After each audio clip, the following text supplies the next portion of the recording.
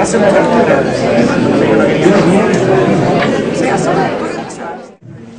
Como directora académica del Magíster en Literatura Comparada, me es muy grato darles la bienvenida a esta inauguración de nuestro programa, que comienza en abril. Hay algunos estudiantes que ya están aceptados, así que aprovecho también de darle la bienvenida a ellos. Me acompañan hoy la decana de la Facultad de Artes Liberales, señora Lucía Santa Cruz, y por supuesto nuestro invitado especial, Ricardo Villa. No voy a detenerme en grandes presentaciones de don Ricardo, porque ayer recibió un nombramiento muy importante de la universidad en el que se pormenorizaron muchos de sus méritos, estos de manera muy amplia, y además el currículum es bastante largo, ustedes lo conocen. Pero decir, autor de cuentos, entrevistas, ensayos, que ya son clásicos. ¿Sí? Ricardo Piglia es un escritor muy admirado y leído en nuestro país. Como novelista, Respiración Artificial inauguró los 80 en más de un sentido. En los 90 La Ciudad Ausente nos dejó imágenes y reflexiones que sin duda ayudaron a entrar en las claves de esos años. Y el 2010 su novela Blanco Nocturno ya ha sido muy bien recibida por sus lectores. Estamos muy felices que Ricardo esté aquí, porque vemos una gran afinidad entre la labor suya, la obra que él ha producido, y el magíster que estamos inaugurando. Voy a referirme un poco a esa afinidad, muy brevemente, porque sé que todos lo vinieron a escuchar a él, así es que lo haré muy breve. Concebimos el magíster en literatura comparada como un espacio para el estudio de la literatura desde una perspectiva amplia, que permita a nuestros alumnos emprender investigaciones que vayan más allá de barreras geográficas, lingüísticas y disciplinares, estableciendo relaciones innovadoras y haciéndose cargo de los debates teóricos y críticos de un campo que, sobre todo a partir de la irrupción de los estudios culturales y los estudios postcoloniales, ha debido reformularse.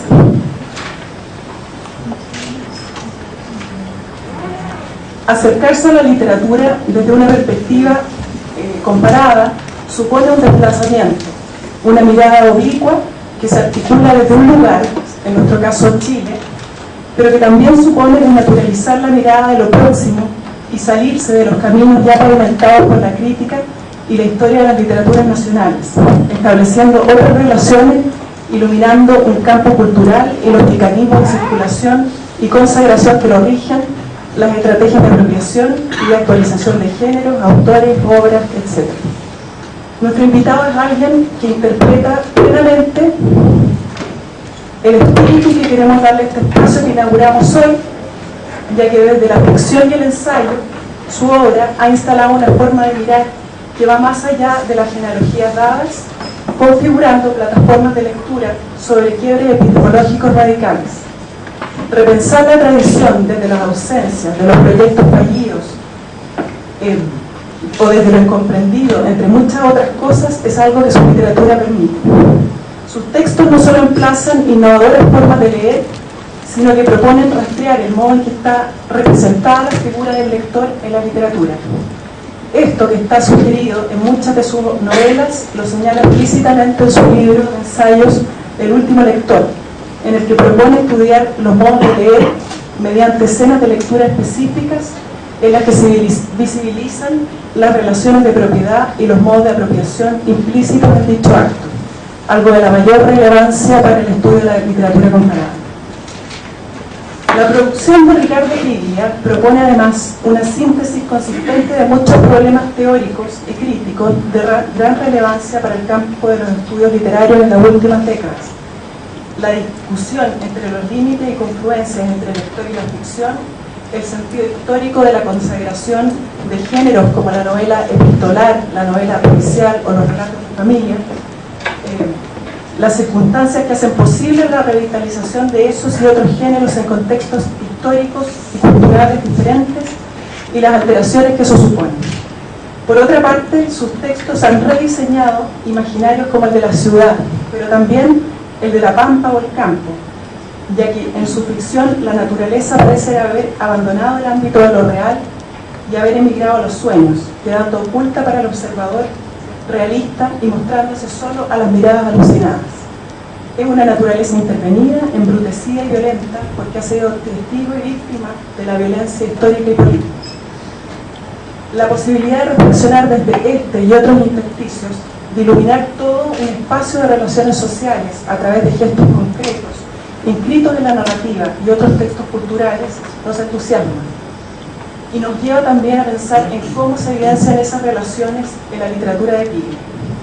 En este sentido, podemos decir que si bien su ficción se entiende mejor conociendo a Kafka, Joyce, Macedonio Fernández o a Roberto Alt, también nos parece evidente que Kafka, Joyce, Macedonio Fernández o Roberto Alt nunca serán los mismos después de leer a Pili. Los dejo entonces con la conferencia de Ricardo Pili, Tradición y Traducción. Bueno, muchas gracias, Antonia, muy generosa.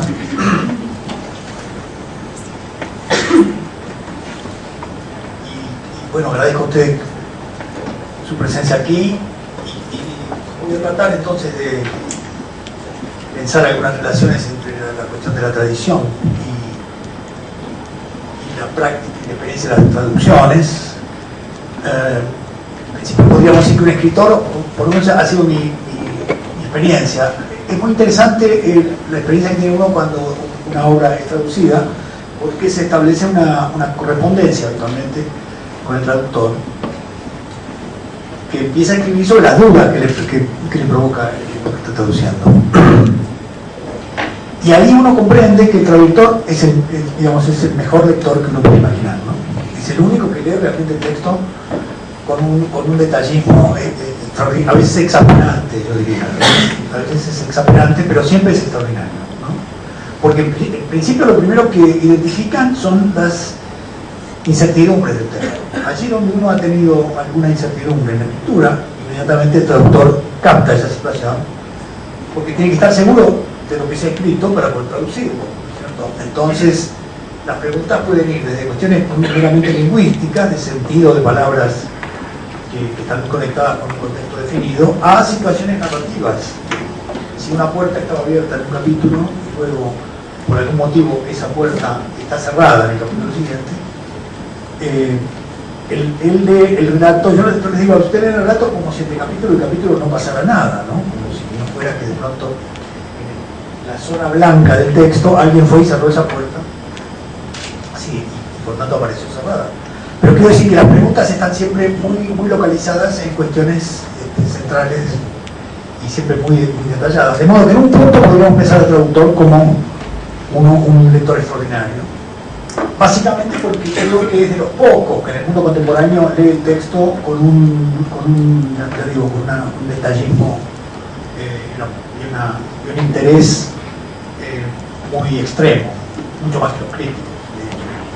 En los libros mucho mejor que los críticos, por lo menos desde el punto de vista de lo que sería una lectura que intentara captar bien el sentido que está presente en el texto. En ese punto me pareció que la traducción podía servirnos como entrada a una conversación sobre las relaciones entre las distintas literaturas y en el marco del campo de la literatura comparada, que es un campo muy productivo. Yo diría que los escritores siempre estamos ligados a la literatura comparada. Quiero decir que los escritores nunca nos formamos solamente leyendo los textos de nuestra propia tradición. Estamos siempre cruzando los textos y por lo tanto siempre estamos trabajando con cruces y con relaciones.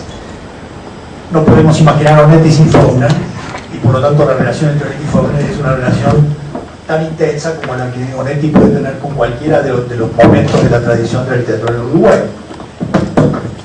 Quisiera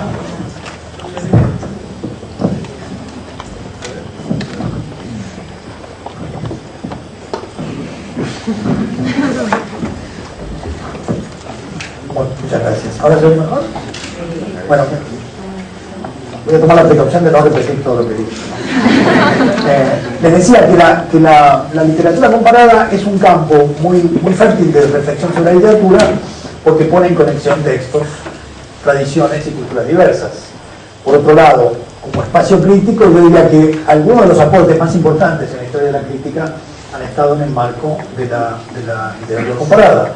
Faltaría pensar en los grandes filólogos de la tradición alemana, como Curtius, o Spitzer, o Auerbach. Muchos de ellos con gran conocimiento de la tradición de la lengua castellana, de la literatura española y en muchos casos también de la literatura latinoamericana. Y yo diría que el mayor libro de crítica que se ha escrito, por lo menos el que yo considero quizá el mejor libro de crítica que se ha escrito, que es Mimesis, el libro Mimesis de Auerbach, que como sabemos es un libro que sigue a lo largo de la historia desde la Biblia y Homero hasta Virginia Woolf, el modo en que está representada la realidad en la tradición narrativa. Un libro que, podríamos decir, en el río de la literatura navega por todas las lenguas y establece relaciones absolutamente magistrales. Y establece, por otro lado, la primera lectura que yo llamaría literaria de ciertos textos que han sido leídos siempre tradicionalmente como textos puramente religiosos. Él es el primero que incorpora la Biblia como uno de los textos que deben ser leídos en la tradición de la narrativa occidental. Y por lo tanto, podríamos considerar que es un libro que establece nuevas conexiones y nuevas maneras de leer, y en muchos sentidos es un modelo al que todos podríamos aspirar. El otro elemento me parece que tiene que ver con nuestra propia realidad es que, como sabemos, Auerbach escribió Mimesis exilado de la Alemania de Hitler en Constantinopla sin su biblioteca. Entonces podríamos decir que ese libro, donde está toda la cultura, pudo ser hecho sin tener toda la biblioteca. Entonces no siempre debemos pensar que el acceso a toda la cultura permite escribir mejores libros, ¿cierto? Todos debemos leer todos los libros, como diría Borges, pero también a veces debemos olvidarlos a todos los libros y centrarnos en algunos que nos permiten avanzar con una mirada y una lectura más personal. Entonces, ese libro de Auerbach, el propio Auerbach dice, quizás si yo hubiera tenido las bibliotecas, las grandes bibliotecas de las grandes universidades, quizás no lo hubiera podido escribir, porque el peso de la erudición, el peso de las referencias me hubiera impedido avanzar. Como vuelvo a usar la metáfora de la navegación, el buque hubiera sido demasiado pesado y quizás se hubiera hundido en ese mar, ¿no? Esto tiene mucho que ver con las condiciones en las que nosotros trabajamos en América Latina, ¿no es cierto? Hoy estamos con relaciones mucho más fluidas en el acceso a la cultura y en el acceso a aquellos grandes archivos, ¿no es verdad?, en el sentido más amplio de la palabra. Pero también debemos ser capaces de trabajar con lo que hay, debemos ser capaces de construir nuestra crítica y nuestra reflexión sobre la cultura a partir de aquello que forma parte de nuestra propia tradición, incluso de las carencias de esa propia tradición, ¿no es cierto? Debemos hacernos cargo de esas carencias muchas veces y convertirlas en modos de leer. El otro ejemplo que podríamos poner de esta relación entre lectura y conocimiento es Borges. Ustedes piensen que Borges llega a Buenos Aires en 1923 y no vuelve a salir de Buenos Aires hasta 1962, creo, que lo invita a la Universidad de Texas, en Houston. De modo que cuando ustedes leen las intervenciones de Borges en distintos registros, están viendo el manejo de un conocimiento de la literatura contemporánea que se estaba escribiendo mientras él hacía sus notas, que conseguía todos esos libros en Buenos Aires, ¿no es cierto? Si ustedes leen, por ejemplo, las reseñas que hacía Borges de Faulkner en los años 30, estaba mucho más actualizado que los críticos norteamericanos, que no habían podido todavía entender la importancia de Faulkner. Si ustedes leen la reseña que Borges hace de Absalón Absalón en 1938, en la revista En Hogar, que es una especie de revista Caras un poco más elegante, porque esa era una época un poco más elegante que esta, entonces también las revistas que iban a las casas eran un poco mejores. Pero tenían ese sentido, ¿no es cierto? Tenía el sentido de una revista que se leía en la casa, donde Borges tenía una sección que es absolutamente extraordinaria cuando uno la relee hoy.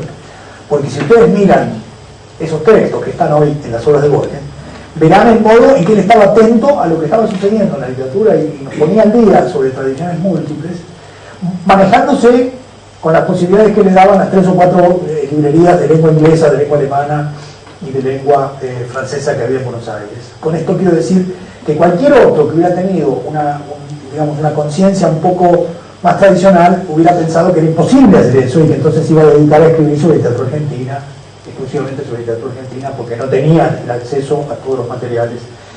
Y sin embargo, partiendo de lo que no había, y este me parece que es un modo en el que nosotros debemos encarar en América Latina desafíos como intervenir en la discusión sobre literatura comparada, Borges, utilizando lo que tenía al lado, lo que tenía disponible, realizó aportes que hoy mismo la crítica internacional de Faulkner o de Stevenson o de Chesterton considera grandes aportes en la tradición bibliográfica sobre Aristóteles.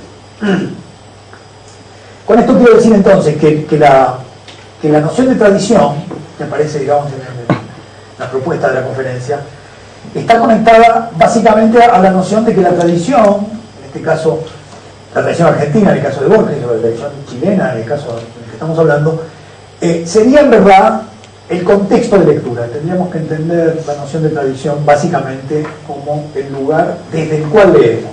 La tradición sería el espacio de textos, de culturas, de relaciones, a partir de las cuales nosotros leemos el resto de la literatura y por lo tanto hacemos así literatura comparada. No la hacemos en abstracto, esto me parece muy importante, no hacemos literatura comparada desde un lugar universal o abstracto, leemos del mismo modo todos los textos, sino que leemos en un lugar situado, que muchas veces es un lugar marginal, un lugar desplazado de los centros, pero ese lugar desplazado nos permite un tipo de lectura, un tipo de percepción, que muchas veces produce relaciones nuevas, nuevos modos de leer, etc. En un sentido, nosotros podríamos decir que también el modo en que Borges define la noción de tradición en el texto clásico de Borges, el escritor argentino de tradición, un texto que es una conferencia de Borges de 1951, podría servirnos de programa para comenzar a discutir las posibilidades de la literatura comparada hecha en los países del sur, para decirlo como lo diría él, ¿no? ¿Verdad?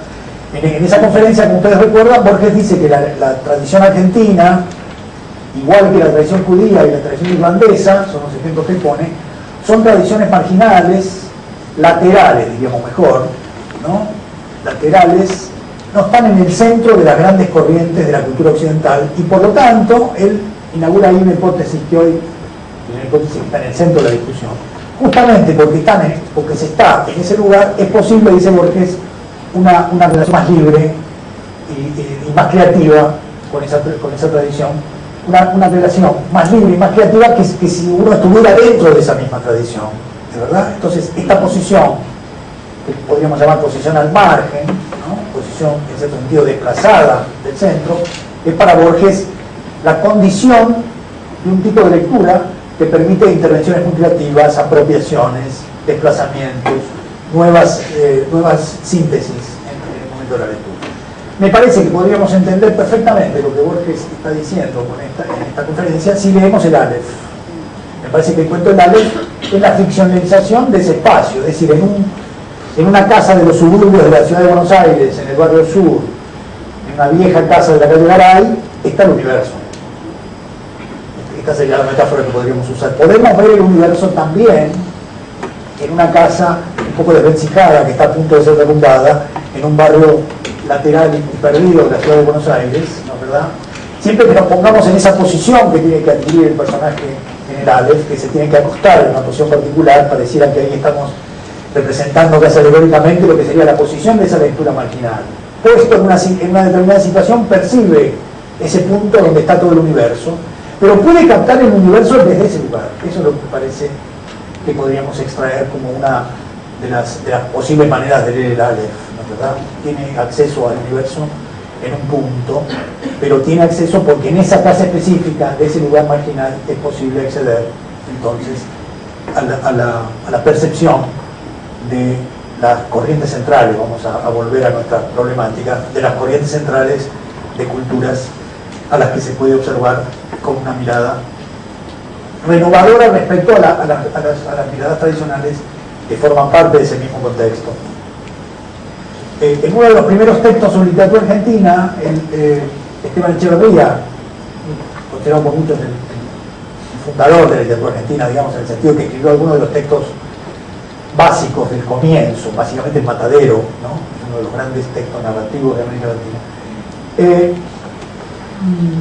En una de las declaraciones iniciales de los primeros grupos intelectuales que se autodenominaban ya independientes de la tradición española, Echeverría dijo: debemos tener un ojo puesto en las entrañas de la patria, como decía él con la terminología romántica, y el otro ojo puesto en las novedades europeas, ¿no?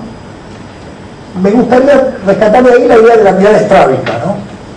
Todos somos un poco estrábicos en nuestra relación con la literatura comparada. Estamos siempre con un ojo puesto en nuestra propia tradición y con el otro ojo puesto en aquella tradición con la cual queremos establecer una relación. Entonces, en un punto, la construcción de esta lectura desde el margen o la lectura lateral, podríamos considerarla, en algún sentido, esta lectura que tendería a ser una lectura distinta, también podríamos considerarla una mala lectura. Y me gustaría que reflexionáramos o que empezáramos a reflexionar sobre qué quiere decir una mala lectura, ¿no, verdad? ¿Qué quiere decir leer mal un texto?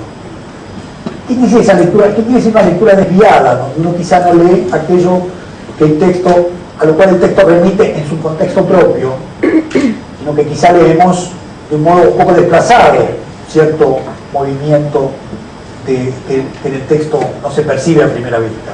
Me parece que Borges ha puesto como ejemplo de lo que llamaríamos una lectura desviada, como yo les contaba ayer, la relación con la filosofía, ¿no? Cuando Borges dice yo leo la filosofía como si fuera literatura fantástica, sencillamente está diciendo que está sacando del contexto apropiado a la filosofía y la está leyendo en un contexto nuevo y por lo tanto puede ver los grandes sistemas cosmológicos de la filosofía como construcciones de mundos imaginarios parecidos a los que uno puede encontrar en la literatura fantástica. Es decir, realiza un desvío y no lee bien a la filosofía. No la lee como se debe leer la filosofía. La pone en otro lugar y desde ese lugar encuentra elementos que le permiten luego construir lecturas muy originales de la tradición filosófica. Habría que ver sencillamente la historia de la eternidad, las reflexiones sobre las paradojas del tiempo, los distintos momentos de aparición de una metáfora temporal, etc., para ver que su lectura es una lectura muy productiva filosóficamente, pero no es una lectura filosófica en el sentido más pleno. Es una lectura que ha buscado ahí cierto movimiento de desplazamiento y desvío. Es en ese marco que me gustaría incorporar la noción de traducción, que siempre está desvalorizada como lectura y que siempre es considerada en un sentido una lectura empobrecedora del texto, digamos, una lectura que desvía el sentido verdadero. Por su propia naturaleza, la traducción es una lectura equivocada del texto, en la medida que nunca va a poder captar aquello que solamente se capta cuando leemos el texto en el original, desde luego.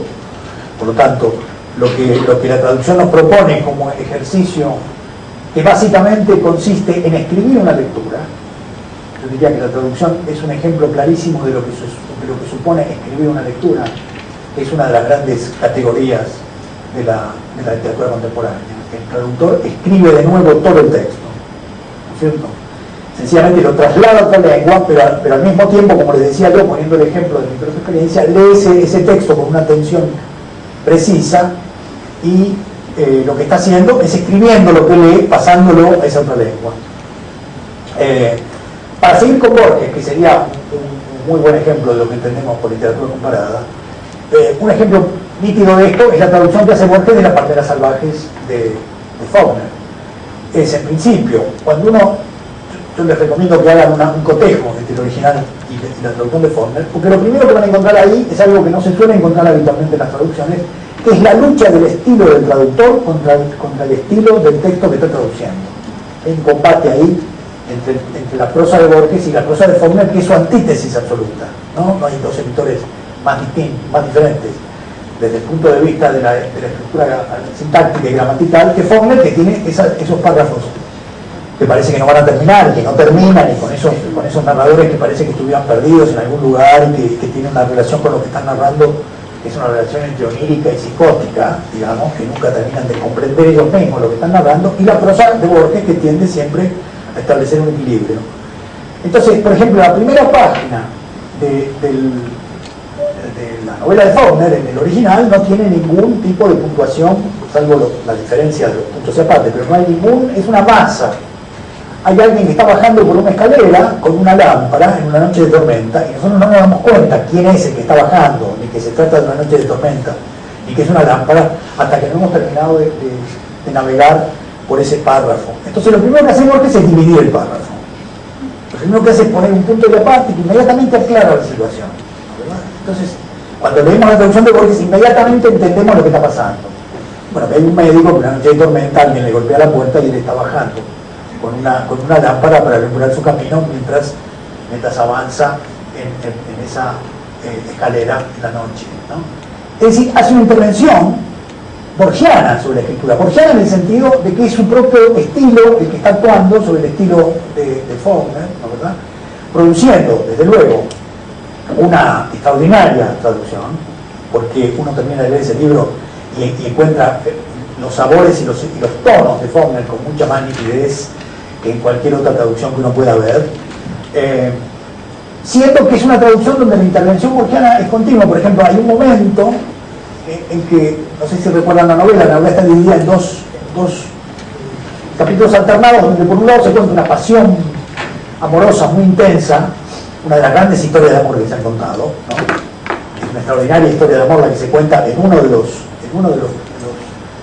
niveles de ese texto, y el otro es la historia de un preso que escapa de la prisión y se fuga, y en una balsa se va por el río con una mujer embarazada, la que lleva, ya estamos en Faulkner, ¿no? Va la balsa con el pelado que se ha escapado de la mujer embarazada, y el río ha crecido, y entonces avanzan en el medio de la crecida del río, y en un momento se acercan a la orilla, y entonces Borges pone repechó la ribera fangosa, que es una frase textual de las ruinas circulares, ¿no? Es decir, usa un texto propio para identificar una acción que está presente en esa novela, donde de hecho lo que pasa con esa chalupa, digamos, o con ese bote, es que toca la ribera embarrada,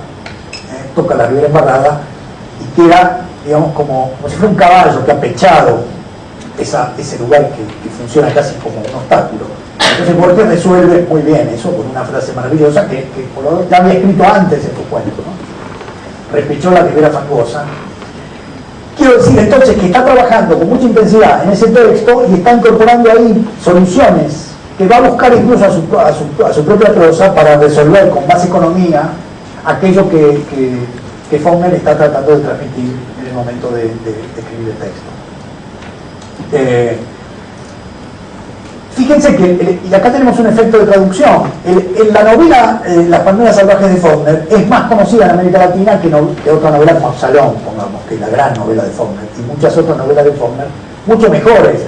Para cualquier estudioso de la obra de Faulkner en Estados Unidos, Las palmeras salvajes es una novela muy menor de Faulkner, que nadie considera en el marco de los grandes textos sobre Yomna Tapajawa y sobre la gran tradición, y muchas otras novelas de Faulkner, mucho mejores. Para cualquier estudioso de la obra de Faulkner en Estados Unidos, Las palmeras salvajes es una novela muy menor de Faulkner, que nadie considera en el marco de los grandes textos sobre Yomna Tapajawa y sobre la gran tradición sobre la cual Faulkner ha hecho esa obra extraordinaria. Pero en América Latina, Las palmeras salvajes parece mejor novela que Absalón. De modo que podríamos decir que el canon faulkneriano ha cambiado de lugar, de modo que muchos leen Las palmeras salvajes como una gran novela porque esa traducción la ha convertido en una gran novela, y porque en castellano es mejor Las palmeras salvajes que muchas traducciones que uno puede leer de Absalón. Quiero decir que la traducción está produciendo, en este caso y en otros, cambios en la propia jerarquía de los textos, ¿no, verdad? Es decir que aquí encontramos un ejemplo clarísimo de lo que supone trasladar un texto a otro contexto, trasladar un texto a otra tradición, donde también las jerarquías y los valores de los textos pueden modificarse, ya sea por el tipo de uso que se puedan hacer de esos textos en su nuevo espacio, ¿cierto? Muchos textos que se están leyendo muy hoy, digamos, en estos momentos, se están leyendo muchos textos alemanes, europeos sobre el nazismo y sobre los campos de concentración, se están traduciendo y leyendo en América Latina, porque están ligados a cómo nosotros también nos reformulamos el problema de esas tradiciones, y esos textos se han actualizado al ser traducidos en función del contexto nuevo en el que son leídos. Por lo tanto, la literatura comparada es también un trabajo con cierto tipo de jerarquías, de estructuras de organización, en modificaciones en el orden de recepción de los textos. Y la traducción en ese sentido es siempre un ejemplo de las nuevas recolocaciones de los textos, ¿no es verdad? Me parece que es en muchos sentidos necesario pensar en incorporar a una maestría de estudios culturales una cátedra o una investigación o un seminario sobre traducción, no tanto ya en el sentido más clásico del debate sobre la traducción, que viene vía Walter Benjamin, Derrida, todas las grandes discusiones sobre el concepto técnico o el concepto metafísico, si ustedes quieren, de traducción. ¿Qué quiere decir el original? ¿Qué quiere decir un original? ¿Qué quiere decir la copia? ¿No? Que está muy en el mundo contemporáneo. Vivimos en un mundo de copias, de réplicas. Nunca estamos con los originales, nosotros siempre estamos viviendo mundos de réplicas virtuales o de textos que podemos leer porque han sido reproducidos. Por lo tanto, la traducción es una práctica cultural intensísima que nos pone no solo frente a la cuestión de qué quiere decir un original, por eso también es extraordinaria la reflexión de Borges en el texto, ¿cómo se llama? Los traductores, traducciones homéricas, se llama el texto, que creo que está en discusión o en otras inquisiciones, donde él dice, bueno, en realidad no sabemos cómo era el original griego.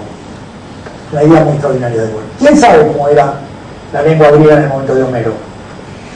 No, ¿verdad? Entonces, ¿qué quiere decir cuando me dicen que las traducciones no son igual que la lengua, si ya de esa lengua no quedan otros rastros que el propio texto que nosotros podemos leer y no sabemos si ese texto realmente respondía o era un texto que había sido transcripto luego de muchos años o siglos, a veces se dice, de lo que había sido la versión original.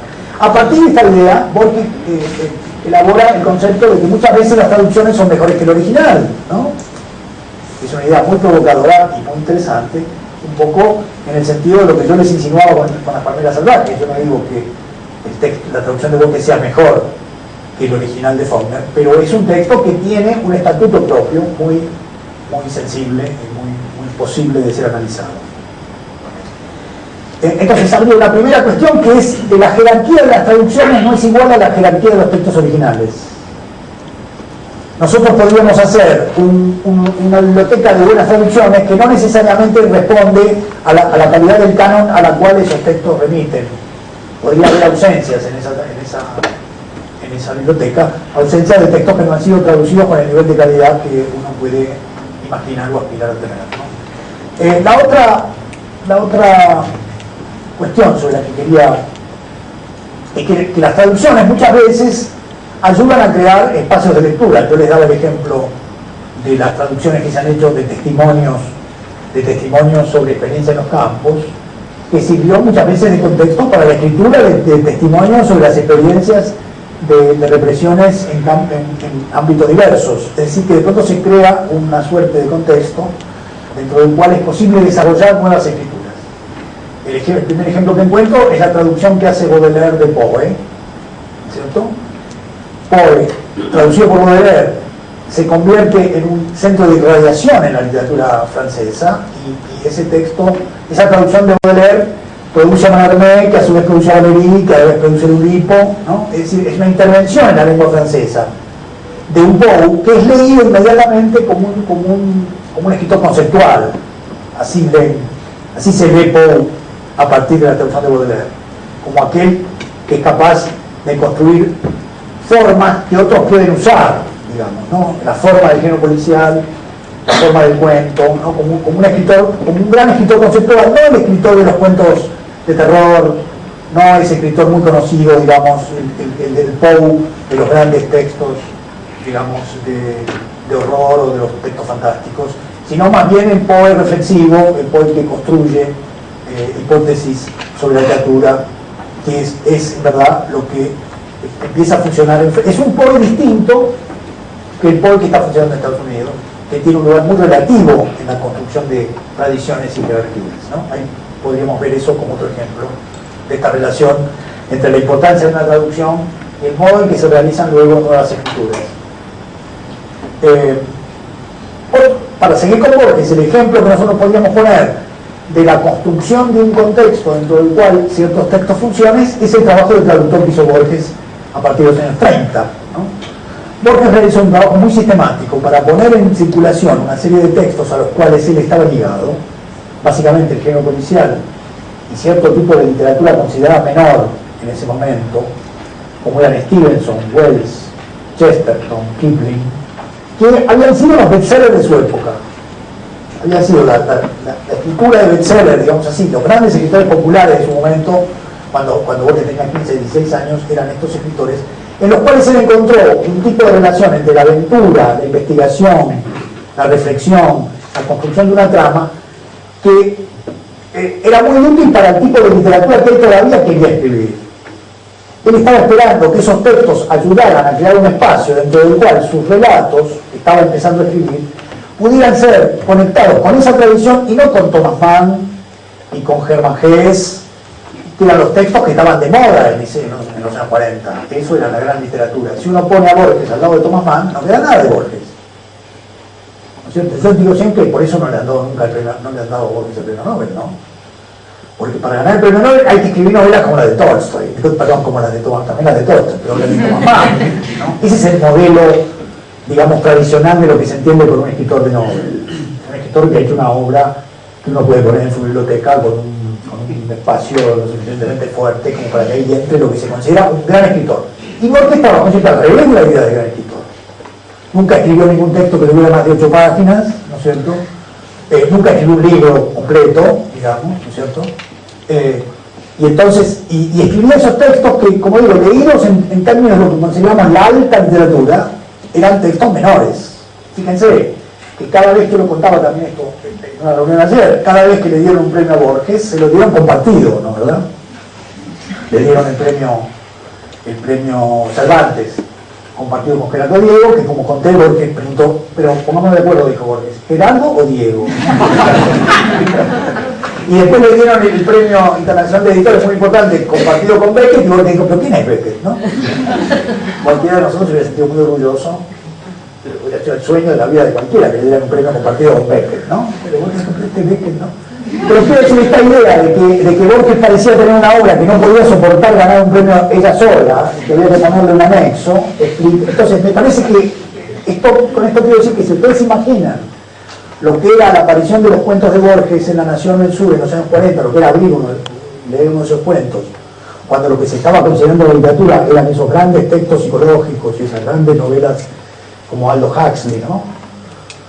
Digamos, eso era la literatura que estaba presente y era el modelo de literatura y Borges para construir una suerte de complot que le permitiera horadar esa tradición que estaba haciendo la tradición dominante, empezó a hacer traducciones de estos textos que le permitieran hacer ver que había otra manera de hacer literatura, que había otra manera de narrar, ¿no es cierto? Que no solamente había que narrar con ese tipo de conceptos. Y por lo tanto, por fin, desde luego, hoy vemos esto como si fuera la justicia poética, ¿no? Hoy son los textos menores que Borges puso en circulación los que parecen el canon. Hoy todo el mundo habla de Conrad como un extraordinario escritor, mientras que se lo lee siempre como un escritor de aventura, ¿no? Había mucha gente que entendía lo que era Conrad, pero en general la mirada espontánea sobre Conrad o sobre Stevenson era considerar un escritor que había escrito novelas de aventuras y que no podía considerarse tan serio ni tan profundo ni tan importante para la historia de la cultura como podían ser, no sé, Thomas Mann o bueno, cualquiera de los escritores que ustedes puedan imaginar que pertenecían. Entonces, vemos aquí la traducción como una operación de construcción de un espacio dentro del cual se pudieran entender sus textos, dentro del cual sus textos pudieran estar relacionados y en el interior de los cuales pudieran funcionar para lectores que luego de haber comprendido esa lógica, esa poética, pudieran descifrar sus textos de un modo pertinente. ¿No es cierto? Llamémoslo así, pertinente.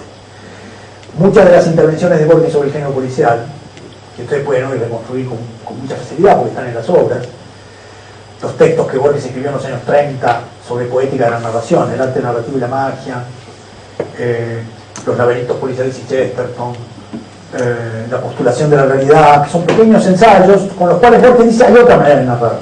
La manera de narrar no es solamente la manera de narrar que podemos encontrar muy fija, digamos, en la gran literatura dominante, en la alta literatura de esa manera. La traducción, por ejemplo, la serie El Séptimo Círculo, que Borges empezó a traducir en 1942 junto con Bioy Casares, es decir, una colección policial de literatura en lengua inglesa, que produjo un gran efecto.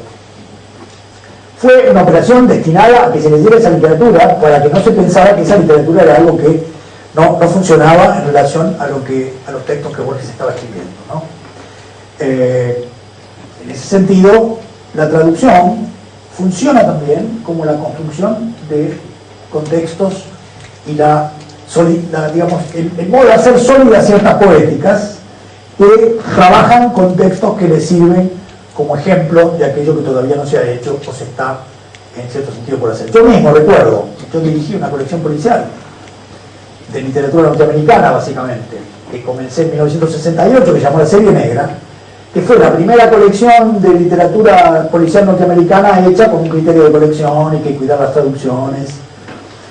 Y nosotros hacíamos esa traducción con la intención de discutir lo que en aquel momento se consideraba literatura social y literatura política, porque en muchos sentidos pensaba que la literatura policial era un modo de poner en juego ciertas cuestiones ligadas a lo que podríamos llamar la crítica social, que estaban hechas con un sistema narrativo muy distinto, sin que el contenido fuera tan inmediatamente político, pero el tipo de relación entre corrupción, dinero, poder que circulaban en las novelas de Hammer o de Chandler, nos ayudaba a los escritores de América Latina a enfrentar una tendencia a la literatura comprometida, a la literatura social que persistía y que parecía exigirnos que nosotros también escribiéramos novelas, mientras que el género nos ayudó a pensar que había una manera de hablar de la realidad que no fuera siempre tan evidente, tan directa, y que más bien se trabajara con ciertos núcleos secretos o con ciertos elementos ocultos, ¿no?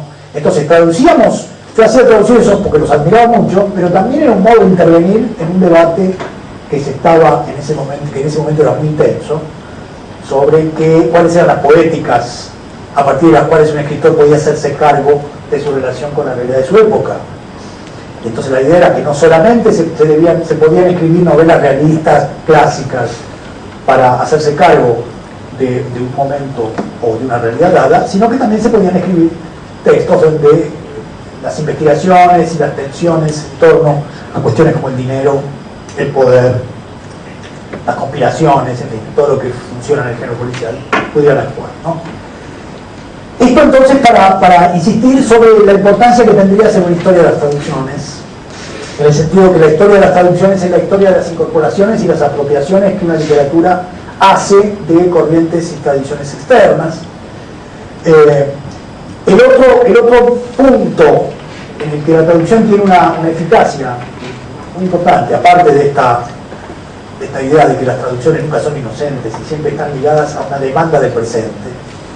Los textos que se traducen también porque hay cierto interés en conectar eso que se traduce con algo que se está discutiendo en el momento en el que esas traducciones se realizan. Si podemos imaginar traducciones que no sean meramente comerciales, digamos, donde se traducen bestsellers y se traducen sencillamente los textos que tienen éxito en otro lugar, ¿no? La otra cuestión sobre la que quisiera tomar un minuto es el problema de la relación entre estilo y traducción, ¿no es verdad? Desde luego, la recomendación que uno le hace a cualquier escritor que empieza, la primera recomendación que yo le daría a cualquier joven que quiere escribir es que aprenda inglés, francés, alemán, toda la lengua que pueda. Eso me parece que es una de las condiciones que cualquier escritor debe manejar, si le es posible, como condición de su intervención en la literatura. Pero también podemos decir que la traducción democratiza el acceso, ¿no es cierto? Que la traducción es un modo de crear espacios mucho más amplios, de divulgaciones mucho más amplias, y que todos en algún momento leemos alguna traducción, porque desde luego leemos literatura rusa y somos pocos los que podemos descifrar la literatura rusa, y no digamos literaturas de países todavía más ajenos a nuestra propia tradición. Por lo tanto, la traducción es algo que siempre es mirada con una mirada despectiva, como una especie de superioridad que uno puede enarbolar tranquilamente si tiene relación con los textos originales, pero nosotros debemos verlo también como un modo de construir relaciones entre la literatura y público más amplio. Y no solo esto sucede así en literatura, nosotros estamos interesados en esta problemática, pero la historia política de América Latina está hecha muchas veces de las traducciones que grandes intelectuales hicieron de textos que querían que se difundieran. Por ejemplo, nosotros tenemos en El origen de la Revolución de Mayo la traducción que hizo Mariano Moreno, uno de los grandes revolucionarios de las luchas antiespañolas, hizo la traducción del contrato social de Rousseau. Empezó por ahí la revolución, con la operación de traducir ese texto para que ese texto se divulgara y se pudiera entonces entender que era posible enfrentar el origen divino de la autoridad monárquica y construir un tipo de sociedad que estuviera construida sobre contratos y que estuviera sobre pactos y no sobre derechos divinos. De modo que la revolución también está ligada a la divulgación y la traducción de esos textos. Y lo mismo podemos decir de la tradición de izquierda, en Chile y en Argentina, ¿no? Los anarquistas y los socialistas, traducían Proudhon, traducían Kropotkin, traducían Nietzsche, y los socialistas traducían Marx. El fundador del Partido Socialista en Argentina, Juan B. Justo, un gran intelectual, fue el primer traductor del Capital en castellano. Es decir, que la operación de traducción era una operación política de construcción de sentido, de divulgación de pensamientos que era necesario hacer conocer. Por lo tanto, insisto en la importancia de la traducción en este campo. Uno de los elementos en el que debemos detenernos nosotros en el espacio dentro del cual reflexionamos es la relación estilo-traducción, ¿no? Sobre todo hoy. Yo estoy muy alarmado por el modo en que las corporaciones editoriales españolas están divulgando las traducciones en una jerga española, para llamarla de esa manera, ¿no es cierto?, por la cual los jóvenes escritores y aspirantes escritores de América Latina están leyendo las traducciones de Nabokov, que en una especie de español que yo creo que solamente lo hablan en Lavapiés en Madrid, ni siquiera España, ¿no? Detenernos nosotros en el espacio dentro del cual reflexionamos es la relación estilo-traducción, ¿no? Sobre todo hoy. Yo estoy muy alarmado por el modo en que las corporaciones editoriales españolas están divulgando las traducciones en una jerga española, para llamarla de esa manera, ¿no es cierto?, por la cual los jóvenes escritores y aspirantes escritores de América Latina están leyendo las traducciones de Nabokov, que en una especie de español que yo creo que solamente lo hablan en Lavapiés en Madrid, ni siquiera España, ¿no? Yo estaba el otro día la experiencia de la miré en una librería, la novela Hudson de Pedro, que empieza, estoy chalado y también un poco majareta, ¿no? Entonces debemos hacer congresos y debemos intervenir en una discusión sobre por qué los españoles están insistiendo en utilizar este tipo de traducciones, y debemos llevar una política firme en esta cuestión, ¿no es cierto?, una política de discusión con los editores, con los críticos y con los jóvenes escritores sobre esta cuestión, porque se trata también de la persistencia de las lenguas propias, de la persistencia de los matices del castellano en todos nuestros países, y la gran tradición de nuestra literatura, que está siendo, como digo, puesta en cuestión por una suerte de política monopólica, yo diría, de los grandes grupos editoriales españoles, ¿no?, que están llevando adelante una política entre las cuales incluye a mi propio editor, ¿no? El Canagrama, que hace una excelente colección de traducciones de literatura norteamericana, europea, también usa las traducciones, y yo discuto todo el tiempo con Hernández sobre eso, y él cambia de tema, ¿no? Entonces, ahí también estamos en un problema que es un problema de discusión, digamos, es un problema de discusión, por eso digo, ahí tenemos que hacer un congreso sobre la traducción, en realidad. No para discutir la metafísica de la traducción, sino para discutir algunas cuestiones que están muy ligadas a la experiencia concreta, ¿no? En los años 50, cuando muchos editores españoles exilados de la España franquista llegaron a México y a Argentina, fundaron editoriales buenísimas y comenzaron inmediatamente a producir libros para toda América Latina y España, que en aquel tiempo los libros no podían entrar en España, pero iban, de a poco fueron entrando, y las historias de los intelectuales españoles es cómo leían las ediciones de Losada o las ediciones del Fondo de Cultura en Madrid, ¿no? ¿verdad? Y ahí, por esas combinaciones siempre un poco azarosas, un grupo de traductores argentinos, muchos de ellos ligados a la revista Sur, establecieron un criterio de traducción extraordinario, ¿no? Ahí estaba José Bianco, Pesoni, estaba Aurora Bernardes, Patricio Canto, Wilcock, ¿no?, que hicieron traducciones de textos extraordinarios, y terminaron por construir una suerte de lengua que se podía leer en una lengua que respetaba los matices del habla cuando las novelas se relacionaban con cuestiones de realidad, pero podían ser leídas sin ninguna dificultad, tanto en México como en Buenos Aires como en Madrid, ¿verdad? Para mí el ejemplo más nítido de eso es The Catcher in the Rye, ¿no?, la novela de Salinger, una novela que trabaja con la oralidad de un chico, un adolescente norteamericano en los años 50. La traducción, que creo que si no es de Pesoni es de Vixio, el título que le pusieron ya estaba muy bien, le pusieron El cazador oculto a la traducción. Mientras que la nueva traducción que hicieron en España, que por supuesto olvidaron la traducción que existía, hicieron una traducción con majaretas y chalados. Con todo nada, le pusieron el guardián en el centeno, ¿no? Que no quiere decir nada el guardián en el centeno. Porque catcher, que es el que en el juego del béisbol atrapa la pelota, no se lo puede llamar cazador. No se lo puede llamar guardián. Suerte no le pusieron guardameta, ¿no? O portero, digamos, ¿no? Porque bueno, la idea de que el sentido era que atajaba y lo del centeno tampoco funciona con el sentido que tiene en el texto. Quiero decir que ya desde el título uno podría empezar a discutir con qué criterios se tradujo esa novela que está muy conectada con la oralidad y que produjo también muchos efectos en la literatura de América Latina. Las novelas de José Agustín, las novelas de Gustavo Sáenz, la novela de Germán García en Argentina, etcétera, estaba muy conectada con esta idea de vamos a escribir con la lengua de los jóvenes, vamos a hacernos cargo de un estilo literario muy conectado con la realidad de los adolescentes. Entonces, aquí tenemos una cuestión, ¿no es cierto? O se permite que las sucursales de las editoriales españolas puedan hacer traducciones para que circulen en el Cono Sur, o para que circulen en México, para que circulen en los lugares nuevas, digamos, entonces cada uno de estas áreas se hace cargo de las oralidades y las diferencias del castellano en cada lugar, o empezamos a discutir seriamente la posibilidad de establecer una lengua que nos permita textos, porque voy a decirles que esa lengua constituida en los años 50 por estos traductores se convirtió en un modelo de lengua literaria. Se convirtió en un modelo de lengua literaria, ¿no es cierto? Una lengua literaria que también tendríamos que estudiarla como tal, ¿no es cierto?, para ver qué tipo de efectos. Miren, yo les voy a decir algo que todavía no he visto que haya sido estudiado. Yo estaba siempre muy cerca de Manuel Puig. Luego del éxito de Boquitas Pintadas,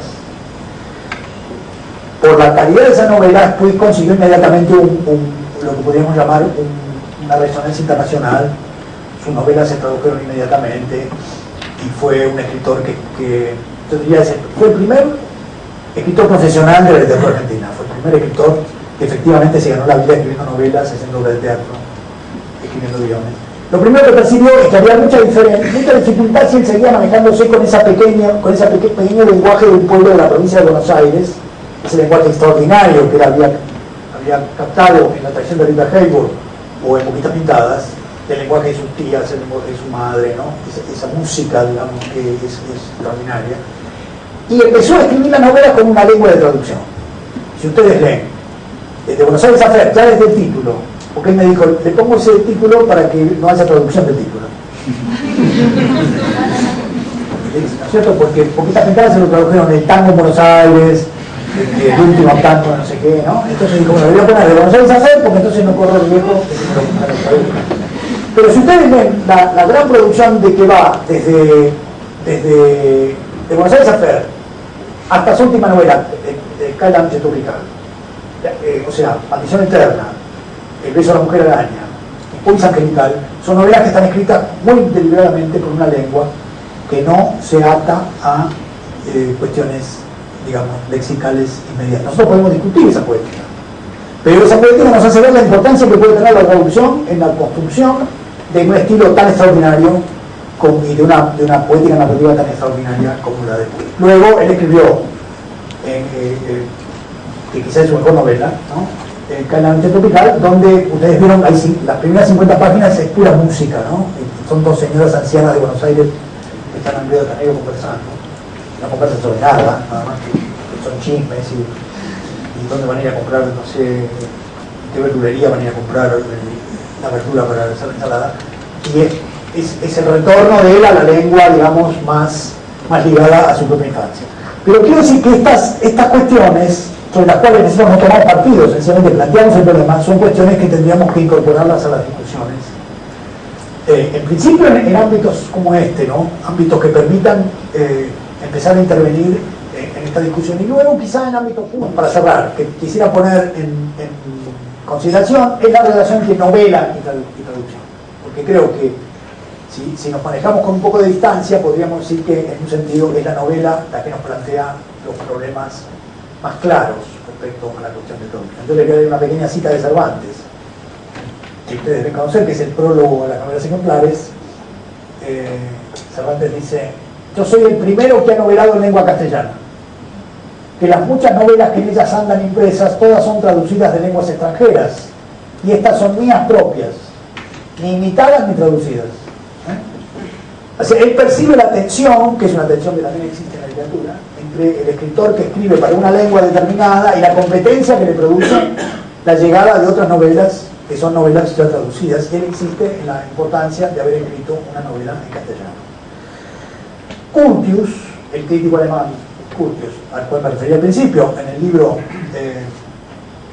Literatura Latina y Edad Media, ¿cómo es?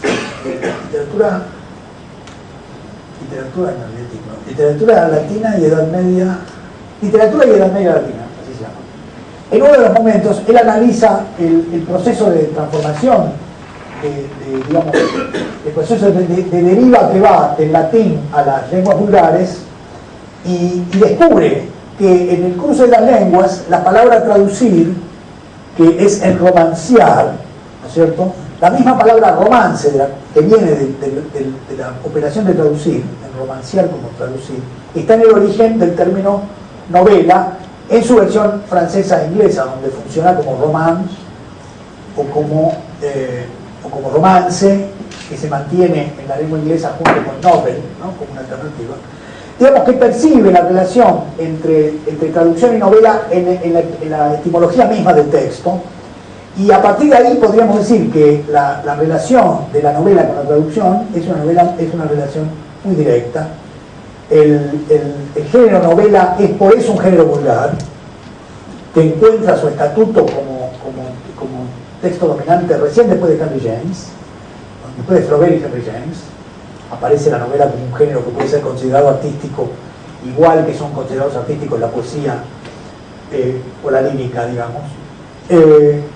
Uno de los elementos que sin duda hacen de la novela un género que siempre tuvo que disputar su lugar desde que aparece, es el hecho de que es un género popular, es un género de mucha expansión, digamos.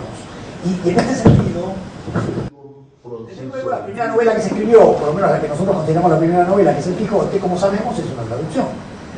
Sabemos que en realidad Cervantes encuentra en el capítulo 9 un original árabe de Cide de Benengeli, y que luego se lo lleva a un árabe que traduce, y lo que leemos nosotros es la traducción del árabe desde el capítulo 9 hasta el fin. Así que en el origen mismo del género está la escena de traducción, está la situación de traducción, y por lo tanto el movimiento que hace Cervantes para construir esa novela es decir, esto también es una traducción en este sentido, ¿verdad? Hago de la traducción un elemento de construcción narrativa. Y por eso yo a veces pienso que si hay un límite del género, podríamos decir que vale Cervantes al Virginia Woolf de Joyce, que es un texto que no se puede traducir. Y entonces, porque no se puede traducir, ya no es una novela, podríamos decir. Está fuera del género, en la medida que ese texto, escrito con todas las lenguas, que simultáneamente se entrelazan, es un texto que propone los mismos problemas que propone un poema, o los poemas, o la poesía, en forma de traducción. Lévi-Strauss, en su reflexión sobre el mito, ha planteado que las formas narrativas, en las formas narrativas, dice Lévi-Strauss, yo tengo por acá la cita, la ecuación traductore-traditore no funciona en la narración, dice Lévi-Strauss. Y sí, en la poesía es una forma de lenguaje extremadamente difícil de traducir, y toda traducción supone múltiples deformaciones. Estableciendo la distinción entre lo que es la narración y lo que es la poesía. Porque lo que queremos decir aquí es que la narración es algo más que el lenguaje. ¿No es cierto?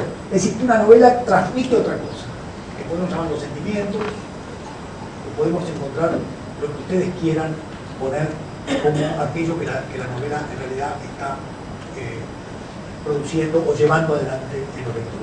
El otro ejemplo que tengo es una intervención de Virginia Woolf, que en un texto que se llama El punto de vista de Tolstoy, ella dice: a mí me llama la atención que mis amigos, que son todos los amigos de su grupo, entre ellos Foster, digamos, toda muy sofisticada, todos ellos dicen que la mejor novela que se ha escrito es La Guerra y la Paz, dice Virginia Woolf, y la han leído en traducción. Dice ella tomando distancia, porque también las novelas de Virginia Woolf sufren en la traducción, porque son también novelas muy líricas, ¿no es cierto? Pero de todas maneras, para aquellos que no sepan inglés, lean nada igual la traducción, porque hay algo más ahí, hay algo más que el problema. Pero podríamos poner el ejemplo de La Guerra y la Paz para insistir sobre esta idea de que, aunque leamos a Dostoyevsky, a Chekhov, a Turgenev, en ruso, no hay que tener siempre esa sensación de pérdida que se suele tener, porque hay algo que se pierde y algo que no se pierde, ¿no es cierto? Y el efecto que produce esa lectura persiste más allá de la pertenencia, digamos así, que tiene el texto original. Me parece que, en un sentido, la novela ha estado siempre conectada con esa posibilidad de circulación amplia, y la traducción ha sido uno de sus elementos centrales. En ese sentido, quisiera terminar contando dos pequeñas anécdotas. Más bien, dos pequeñas escenas de traducción. Que son muy interesantes. Una es que la primera versión de Don Quijote, yo lo supe por una estudiante china de Princeton, que estaba interviniendo en un seminario que yo estaba dando, y de pronto trajo esta cuestión que yo no conocía. La primera traducción, la primera versión en chino de Don Quijote la hizo un escritor muy reconocido, llamado Lin Shu, en 1922. Pero lo extraordinario es que Lin Shu no sabía ninguna lengua extranjera, y sus amigos le contaban el Quijote. Es una borgiana, decía. Recibía a sus amigos que decían el primer capítulo, y él con eso escribía una novela que se llamó en chino, que tuvo mucho éxito en China, se llamaba La historia de un caballero loco.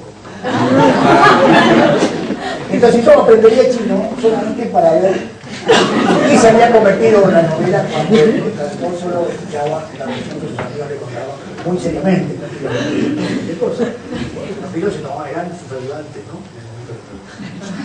Y estoy seguro que la novela estoy seguro que Quijote resistió ese pasaje, y algo de ahí, algo de eso se trasladó a los lectores chinos, hasta que luego, desde luego, varias veces fue traducido.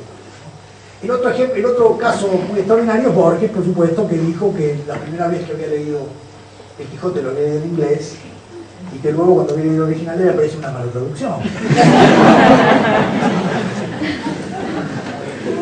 Por un lado, la posición de Borges es decir, yo leo los textos ahí donde están, ¿no? Me parece que él siempre ha hecho eso. Y me parece que esa es la disposición que tenemos que tener hacia los textos, sobre todo en esta época, ¿no? Donde la circulación de los textos es mucho más rápida que nuestra posibilidad de lectura, y donde la idea de una lectura pertinente supone movimientos que no están ligados a la difusión verdadera de la literatura, sino hay que hacer mucho trabajo, creo yo, en el futuro, de comparación de traducciones, de comparación de la traducción con el original, y empezar a pensar un poco cómo se producen ese tipo de diferencias. El otro campo interesantísimo del trabajo es leer las versiones distintas que se hacen de un clásico, porque los textos se tienen que volver a traducir porque la lengua cambia. ¿Y qué quiere decir que la lengua cambia? Esto solamente se puede percibir escrito en las distintas traducciones que se van a hacer. Por ejemplo, si tomáramos la traducción de la Divina Comedia, si nos tomáramos el trabajo de leer todas las traducciones de la Divina Comedia que se hicieron en España y en América Latina a lo largo del tiempo, podríamos ver por qué ha sido necesario renovar las traducciones de los clásicos. Porque quizá el traductor trabaja con el modelo de la lengua literaria de su época, en el sentido de lo que yo decía al principio con Borges, que tiene el modelo de estilo que quiere imponerle a la traducción. Borges, cuando lee y traduce Las Palmeras Salvajes, sabe cuál es el estilo que funciona como un estilo a partir del cual él quiere traducir. Los traductores, esta sería la hipótesis, trabajan con una noción implícita del estilo posible en el momento en el que escriben. Y por lo tanto, yo estoy seguro que una historia del estilo literario sería más posible hacerla en función de las traducciones, como una historia de las traducciones, y las marcas de época que aparecen, que están presentes en las traducciones, como datos de lo que es el registro estilístico, el horizonte estilístico de una época, ¿no es cierto? Me parece que eso sería un modo de acercarnos a la posibilidad de pensar las transformaciones de los registros de estilo literario a partir de una historia de las traducciones, ¿no?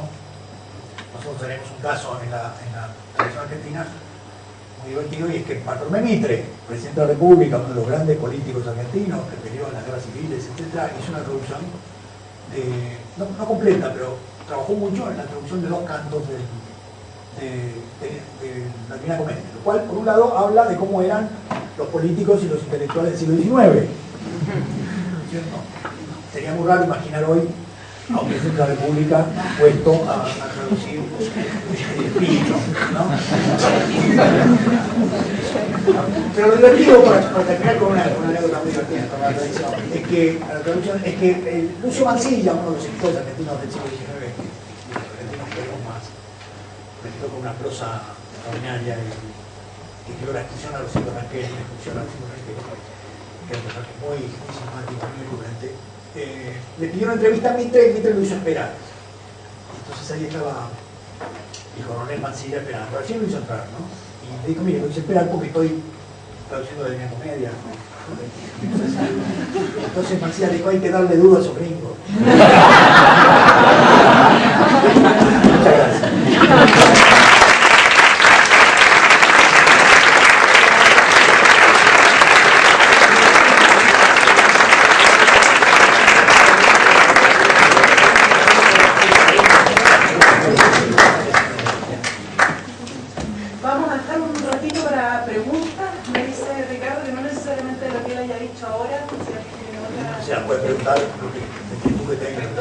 Sobre lo que estamos hablando, no, bueno, no sobre mí, pero que no se sientan obligados a instantáneamente a preguntar sobre lo que acabamos de conversar. Creo que si la hacen con voz alta no necesitamos ir paseando el micrófono.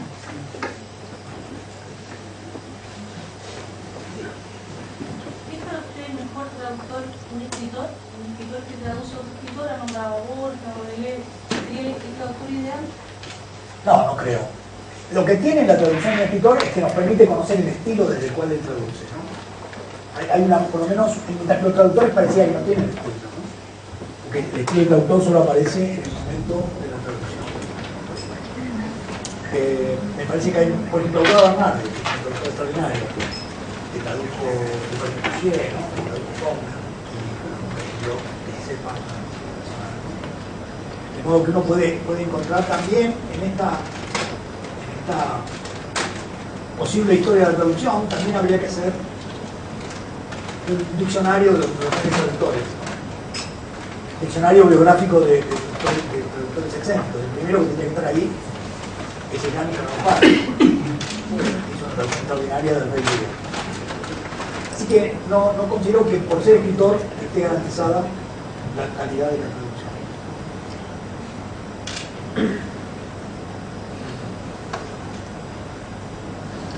Sí. Me gustaría saber cómo enfrentas tú al momento de escribir tu propia obra, teniendo en cuenta la conciencia que tienes de la traducción, escribir. No sé si hay un momento en que te enfrentas a la duda de cómo escribo esto para que me entiendan en otra parte, o cómo logras sacarte de la cabeza la conciencia de la traducción. No, en ningún momento pienso eso. Si usted, en fin, disculpen que existe un libro mío, pero si recuerdan Plata Quemada, es una novela escrita en una lengua completamente baja, muy popular, muy ligada a la violencia que se cuenta en la novela, ¿no? Muy conectada con el mundo, con la anécdota y la historia que se cuenta en la novela. Es una novela que es muy difícil de traducir porque está hecha con pequeños giros muy ligados a la jerga carcelaria. O sea que en eso no he pensado nunca. Pero respeto esas decisiones. Quiero decir, tampoco soy muy convencido de que la prosa depende exclusivamente de la realidad, ¿no? Digamos, ahí entraríamos en una discusión más amplia sobre qué entendemos por estilo y cuáles son los estilos que nos parecen a nosotros más pertinentes. Y por supuesto hay grandes debates sobre si la lengua oral es la base o si hay otro tipo de operaciones en el estilo. Y hay escritores cuya claridad, escritores que aspiran a una claridad, como puede ser Brecht, o puede ser Calvino, o puede ser el mismo Borges, que dan la sensación de ser escritores que digamos, permiten pensar que es una traducción un poco más, no diría fácil, pero posible, que textos mucho más simplificados. No, García Márquez me dio otro ejemplo. García Márquez me dio otro ejemplo. De una lengua que uno puede imaginar como una lengua que se puede traducir más o menos con cierta precisión. De todas maneras, si ustedes hacen alguna vez la experiencia de leer los textos de Borges traducidos al inglés, se van a encontrar con mucha sorpresa respecto a lo que es la precisión de los adjetivos de Borges y cómo eso cambia. Entonces, cuando uno lee textos propios, textos de la propia lengua traducidos, se da cuenta que las traducciones siempre desde luego pierden y que nosotros somos los mejores lectores de Borges, desde luego. Los que mejor podemos captar la sutileza de la prosa. ¿Plata quemada fue traducida alguna vez? Sí, fue traducida al inglés, al francés, al alemán. Al alemán. ¿Cómo traducen al alemán? Me quiere. Tratan de encontrar elementos de símil, digamos, que puedan funcionar como símiles, digamos, de lo que sería una posible transcripción de esa jerga, como se llama la carcelaria, en la tradición literaria alemana, porque también es eso lo que se llama. No, han sido traducidas muchas lenguas y siempre los traductores me han preguntado cuestiones conectadas con algunos sentidos, pero partieron por el eje. Es una expresión muy popular que quiere decir lo liquidaron. Y los traductores tienden a pensar que hay un carro que sí, que se rompió el eje, ¿no? O sea, literalmente, ¿no? Sí. Plata quemada, tengo entendido, debe tener unos 15 años. Sí, 15 años tiene. La señora preguntó sobre la traducción de Plata quemada en alemán. Sí. ¿Está traducida también en inglés? Sí.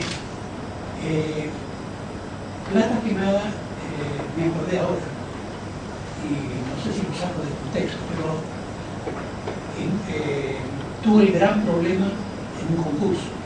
Hubo un problema, sí. No sé si la novela tuvo el problema o el concurso lo tuvo. Ah, bueno, de paso yo ahí también el problema, digamos. Me parece que había un problema ahí con los concursos y entonces se construyó una especie de escándalo de que yo fui, desde luego, no quiero decir víctima, porque no me gusta para nada esa palabra. Pero, digamos, caí ahí en el medio de la situación, ¿no? Pero ganó un premio de $50.000. Bueno, eso lo digo. Quiero decir, me presenté a ese premio por los motivos por los cuales habitualmente los escritores nos presentamos a los premios, ¿no? Porque pensamos que con ese dinero vamos a estar un año, ese es el motivo básico, no porque yo pensara que ese premio me iba a dar. Pero me parece que tuvo que pagar 10.000 pesos argentinos. No, no fui yo el que lo pagué, no, lo pagó el editor.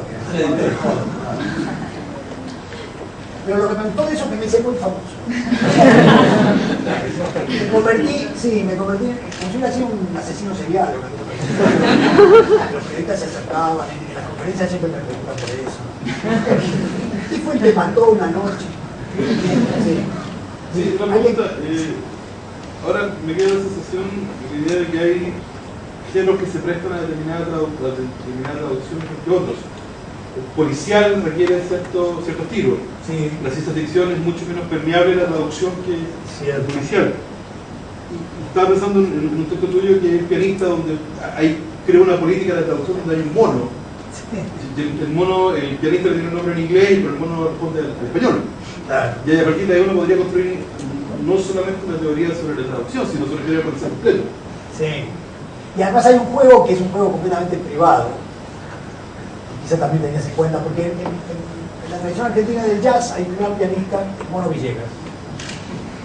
Y entonces yo estuve siempre pensando en el Mono Villegas, y el pianista tenía un mono que en realidad era como un homenaje al Mono Villegas.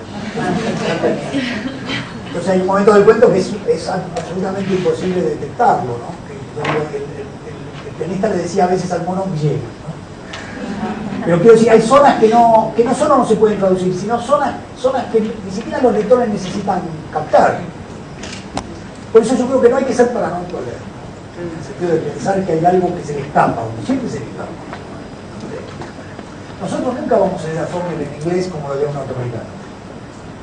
Nunca vamos a poder captar la parte. Digo eso para poner el ejemplo de Faulkner, porque voy a poner el ejemplo de Entonces la idea de que, por eso yo decía que tenemos que reflexionar sobre qué quiere decir una mala lectura, ¿no? Si estamos hablando en términos morales, y nos referimos a la mala lectura en el sentido jurídico, en el sentido moral, una lectura delictiva. ¿Qué hay lecturas delictivas? Por ejemplo, la lectura que en momentos hace Borges, de ciertos textos que saca del medio, son casi, no digo criminales, pero son definitivas respecto a ese texto, ¿no? Entonces, pero la mala lectura también puede entenderse como la construcción de un sentido que no está implícito en el texto y que el lector construye, ¿no es cierto? Si no, no se entiende por qué se sigue, desde luego es una cosa que sabemos todos, por qué se sigue siempre escribiendo sobre Edipo rey de Sófocles, por qué se sigue haciendo interpretaciones de los textos. Si hubiera la buena lectura, en algún momento pararían las interpretaciones. Pero los textos son siempre múltiples, ¿no? Entonces, me parece que Pierre-Menard apunta a esa cuestión. Apunta a cómo cambian los contextos y cómo se lee distinto en distintos momentos. Pero es interesante la cuestión de qué géneros son, digamos, más disponibles, ¿no? Más posibles en términos de la traducción. Los bestsellers, por ejemplo. Es interesante también estudiar esa relación. Estaba pensando que yo creo que siempre hay una traducción, aunque usted sea el autor, siempre está traduciendo. Claro. La impresión que tiene, el recordar algo, el contar cualquier historia está pasando por algún cedazo. Siempre hay una traducción.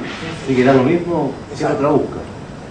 ¿Puede ser? Completamente de acuerdo con todo eso. O por ejemplo, si ustedes ven los ensayos de Borges, para seguir con él como ejemplo, Borges traduce los textos que cita con un estilo tan borgiano que uno no sabe nunca si son de Borges o sea, él se apropia en el sentido de le pone la marca lingüística a cualquier texto que puede citar Spinoza, Wittgenstein, un tango, lo que sea, pero a todo que viene de una lengua extranjera le pone siempre una marca, ¿no?, propia. Y entonces también, sí. Perdón. Entonces ahí aparecen, yo lo que estoy tratando, como ustedes se dan cuenta, tratando esencialmente de plantear cuestiones que me parece que pueden ser muy interesantes como campo de investigación, ¿no? En el sentido de sí. Mencionaste de Pierre-Menard, que ahora se me ocurre que en realidad podría ser un gran cuento de Borges sobre la traducción, sí. En el sentido de que no está, o sea, el cambio del código no es relevante. No. Que no hay un cambio de código, es como accesorio. Hay una transformación más ontológica de lo que es pasar un texto o traducirlo de la forma que lo hace. Exactamente. Sí. Yo estoy de acuerdo, creo que es el gran texto de Borges sobre la traducción. Si uno lo lee, se da cuenta que en realidad los problemas que plantea Pierre-Menard son los problemas que plantea la traducción. Que uno lee en un contexto, uno lee como cuando lee un texto extranjero, lo lee en un contexto, vamos a hablar con esta terminología, lo lee en un contexto de recepción que es muy dispar al contexto que puede ser escrito. Mientras que las literaturas y las tradiciones propias establecerían una relación más próxima entre aquello que se dice cuando se escribe y aquello que se lee. Pero lo mismo podría decirse de la literatura del pasado, ¿no?, que también nos proponen, es imposible reconstruir esos contextos. Sí. Me gustaría saber qué le parece la decisión de Samuel Beckett de escribir en una lengua que no era la propia, escribe Fernando Godot, francés. Luego él mismo la traduce al inglés, a su propio idioma. Eso es una situación particular. Muy extraordinaria, muy extraordinaria operación. Porque lo primero que dice Beckett es que quiere pasar del inglés al francés porque quiere escribir mal, ¿no? Porque digamos que en inglés todo le sale tan bien, en el sentido más del normalien en francés, digamos, o de los grandes liceos europeos donde la prosa se aprende en Corea, en la escuela media, y se puede decir que uno consigue un registro estilístico más o menos establecido y bueno en sí mismo, ¿no? Entonces la idea de escribir una lengua extranjera tiene que ver con cómo uno encuentra una lengua que permanentemente propone dificultades. Entonces era eso lo que buscaba. Y yo tengo además la hipótesis que pensó que el inglés era de Joyce, ¿no? Que mejor había que cambiar de inglés que dijo que estaba Joyce, que había hecho todo lo que se podía hacer con esa lengua. Pero me parece que va más por el lado de alguien que tiene una idea muy clara de la posibilidad que da avanzar a ciegas en una lengua que no es la lengua materna. Bueno, tenemos el caso de Conrad. Nabokov, que interviene en la traducción de sus propios textos. Sí. Durante estos días estaba repitiendo en la entrevista en La Belleza de Pensar, y el entrevistador preguntaba sobre el lector ideal. Entonces, usted en esa entrevista decía que el lector ideal de preferencia no era un escritor. Entonces estaba pensando en cómo se pasa de ser un lector a un traductor y luego ser como el autor mismo de una obra.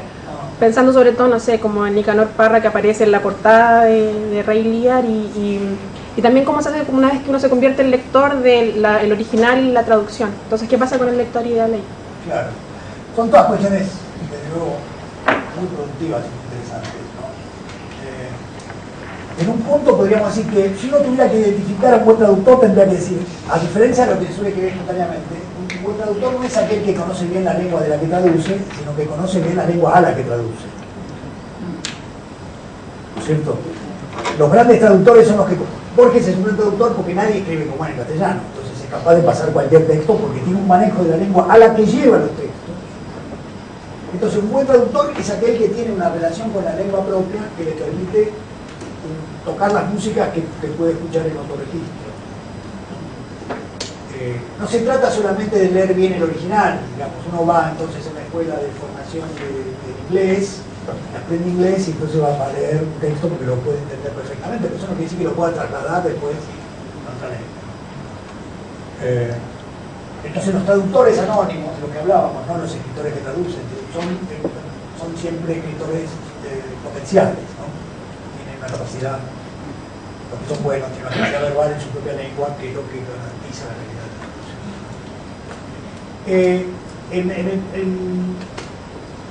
Algo habíamos hablado con algunos de ustedes ayer sobre esta cuestión, de cómo serían las distintas posiciones de lectura. Yo creo que uno cambia, incluso en el transcurso de un día cambia la posición de lectura, ¿no? A veces lee entretenido para avanzar en un texto con la misma actitud que tenía cuando tenía 15 años y leía un texto, y luego tiene que trabajar en un texto para dar una clase y entonces lo lee de una manera particular. De modo que no me parece que haya un solo modo en uno de leer. Y que un modo vaya a contaminar el otro, lo vaya a arruinar, como se suele pensar, que si uno, por ejemplo, trabaja mucho en crítica, después lo puede leer, no pasa eso. Digamos, aunque un gran crítico de cine ya no puede ver cine, ¿no? No me parece para nada, no cambia de lugar y lee de otro modo. Sobre la ciudad ausente, en la que hay una novela en la que hay una máquina traductora en sus inicios, que después va transformando la historia. ¿En qué sentido eso se puede relacionar con lo que estamos viendo acá de la traducción? Es un poco así, ¿no? El origen del texto, digamos, porque bueno, es una especie de máquina de ciencia ficción pensada como una máquina de traducción que ellos le ponen un texto de Poe, William Wilson, y lo que sale es un relato distinto. Entonces se dan cuenta que es una máquina de narrar, no solo una máquina de traducir. Y entonces empiezan a pensar, bueno, qué tipo de material hay que darle para que pueda seguir narrando sin necesidad de traducirlo, ¿no? Y algo de eso hay, siempre en la traducción. Bueno, es muy divertida la cuestión de las experiencias de traducción en la web, ¿no? Eso es una experiencia absolutamente extraordinaria. Hay un relato de Philip Dick, de uno que trabaja descifrando lo que las máquinas de traducción mandan, porque nadie las entiende. Entonces él toma lo que ha sido traducido por la máquina y lo tiene que volver a poner en un lenguaje comprensible. Así que bueno, esta relación entre los cambios que produce la traducción y la posibilidad de un nuevo texto tiene mucho de real. La última pregunta.